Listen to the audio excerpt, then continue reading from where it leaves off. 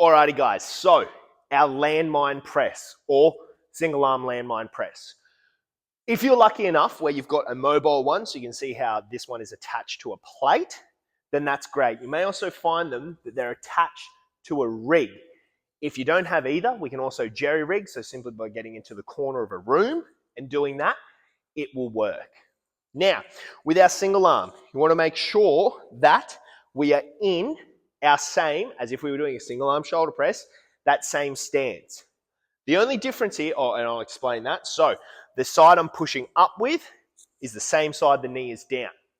Now the only thing that changes here, team, is rather than being upright like we are with our normal shoulder press, we're going to be leaning into the bar. From here, we're keeping that core nice and tight. We're not shooting the hips back. We're still keeping the hips forward. We're pressing straight up above the head in the scapular plane. Okay? Now very quickly, I'm going to come around so you can see from the rear what this looks like. Same hand. So again, I'm leaning in, my hand that's free, keeping that lat tight, and I'm pressing up into that scapular plane. So that is our single arm kneeling landmine press.